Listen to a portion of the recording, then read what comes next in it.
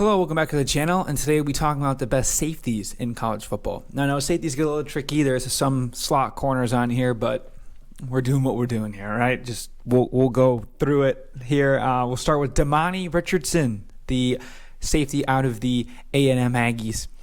This will be his fifth season here. I know they lost Antonio Johnson, and they had the number one pass defense last year, so he has to be on this list for sure. Really good safety. Over the last two seasons, he had 29 run stops, so he was also crashing down, helping it out, which is ninth among Power 5 safeties last year, and he's at 18 coverage stops, which is tied for fourth. And remember, he wasn't even the best safety on the team last year, so he's going to have a step up now, be over that number one role, and I think that's why he's going to come in at number 10 for me here. Up next, we have Aubrey Burks from the West Virginia Mountaineers. Now, it's crazy how West Virginia is going to be a bad team, but they've got some really good skill positions. He was the second highest returning safety, an 84.9 on the grade for PFF returning. He's a sophomore last year, so he's obviously going to be a junior this season, so he's draft eligible. He had 12 coverage stops last season, which was the tied for the most among the same group. He was named first team Big 12 by PFF this year, and I know he's gotten a lot of media buzz coming in. So for me, he comes in at number 9, safely inside the top 10. Number 8 will be Cole Bishop from Utah. Now, this guy, real good player. Really good guy. He runs downhill, as said here by PFF. This past season, he led all Power 5 safeties with 20 pressures. Sophomore had 35 run defense stops and 14 tackles for loss over the last 2 years, which is crazy. Think about that. Tackle for loss from a safety means he's blitzing, going downhill, and getting his thing there. Obviously, he's not the best guy in pass coverage. I know that's partially helped out by having a really good ball hawk corner in Clark Phillips last year next to him. So it'll be interesting to see what happens with him gone, if it's going to affect how he plays. But I still think he gets a lot of freedom and liberty running downhill and kind of being a rushing guy. But being 6'2", 205, that's, great force going downhill, a little Derwin James type potentially. Probably not even close to Derwin James, but, tendencies of it, we'll just say. Up next, we've got Andrew Mukuba from Clemson. Again, one of the members really good on a Clemson defense here. Had not the best season last year, had a pretty low grade from them.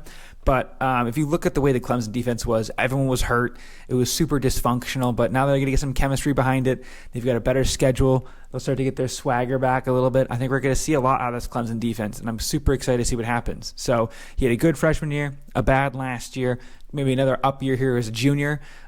He had 17 coverage stops, which is 8th among Power 5 safeties, and 10 forced in incompletions, which was 9th. So he played a bit more coverage than some of these other guys, especially than Cole Bishop, right? He's more of a drop coverage guy. So with how good the linebackers are for Clemson, that probably makes a lot of sense there. Up next, we've got Malachi Starks from Georgia, a little bit lower than a lot of lists I have here. So what I have here is he was thrust into the starting role on a national championship team as a true freshman. So yeah, he's going to be a sophomore this year. 849 snaps is a ton, and he led all Georgia defenders. Not even guys like Keely Ringo that went high, not guys like Jalen Carter. He was the leading snap guy, which is 8 combined interceptions and forced incompletions. So he was 5th among safeties there in the SEC, which is pretty good. And definitely one of the leaders of the defense for the Georgia Dogs, along with some other guys like Kamryn Kitchens and Javon Bullard. So I'm super excited to see how those guys all turn out. And again, being a guy this good on the Georgia defense, you're bound to be good and high on these lists. It's just how it works, man. Up next, we have one of 2 safeties from Miami. We've got James Williams. Miami, again, super deep at safety. With him, he's got a 89.9 coverage grade over the last 2 seasons, which is tied for first among Power 5 safeties. He's 6'5", so he's super big for a safety. And again, he had 6 incompletions last year. Total ball hawk, and if they get a bit better of a defensive front, they're going to have to throw the ball to these elite safeties, and it's going to be, again, great to see how these 2 guys do, and what they're going to have to do. Those 2 combining is going to be great, right? And I'm super excited to see how it turns out. Number 4, we head over to Southern California, where we have Calen Bullock, one of the best coverage guys we've seen in a very long time. He was one of the few bright spots on an otherwise absolutely horrific secondary for the Trojans of Southern California last year. He was a sophomore last year, so that makes him a junior this year. 5 interceptions, which is 5th for all safeties in the country. He was the 3rd most valuable safety according to PFF's wins above replacement, which is crazy. I haven't really seen a WAR stat like that outside of baseball, so I didn't even know that was a thing in football. But again, very good above it, which again shows you how bad the rest of that defense was. And it landed him as one of the top returning safeties this year, and number 4 on my list. Again, the top part of here is real close. Up next, we've got Kamryn Kitchens. He is he was a junior going to be a junior this season, pairing up with James Williams, one of the best duos they had out there. He had a 90 grade overall with a 90.7 coverage specifically. He had 6 interceptions, which was the most in Power 5, along with someone else that's not listed here. But him and James again combined are absolutely unbelievable. And if we can get a good defensive front from the Canes, get some more defenders up front and watch these two this year absolutely cook in the secondary, it's going to be sweet to see, man. I'm telling you. I love watching good safeties. You know, how smart you have to be to play that position. It's going to be great to see those guys running downhill all over the field, picking people off left and right. Number 2, we have the innovator, the businessman, the one of the guys behind the turnover buffs, and I believe the leader for the turnover buffs last year, Rod Moore of the Michigan Wolverines, my team.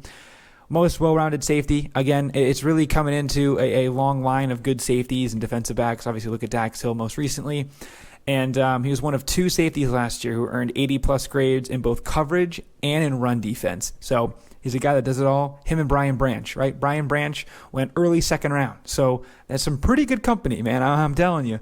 Rod Moore changed to number 9 after number 19. I can talk a bit more about him because he's my guy, but he's going to be helping out probably our second corner much more than Will Johnson. Will can kind of go on an island to do his thing.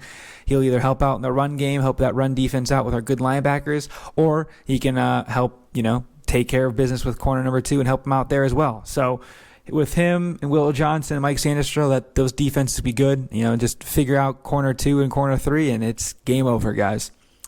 And last but not least, I think he's technically listed a corner on most lists, but he's going to probably be playing slot corner, Javon Bullard.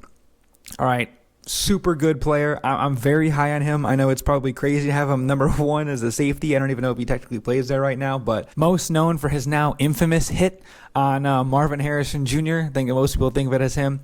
He was a younger guy in a younger system, but him being a junior is actually sneaking to be old for this Georgia defense because they're all so good. They're popping off into the league so fast. So he's going to be doing a lot of things this year. I'm very excited to see how that turns out for him. He had a 79.3 grade, which was 3rd among slot corners last year.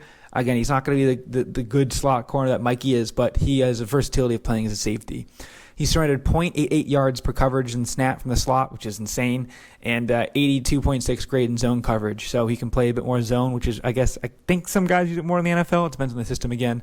But zone coverage, and he's playing safety. He's hitting people like crazy, obviously, look at Marvin Harrison. But he's going to take a huge step forward, and I think the safety for Georgia is a very coveted position, and he should do well at that position, no questions asked. Him and Malachi are going to take that position over. And again, I would not be surprised if they rivaled the Miami boys for the best secondary, safeties, I would say more specifically. So we'll see how it all turns out. But let me know if I missed anyone on this list, if I have some crazy takes here, if why is Rod Moore out number 1? I agree. I don't know. But that's all I got for now. Let me know down below if you agree or not. And we'll see you guys next time. Like and subscribe. Peace.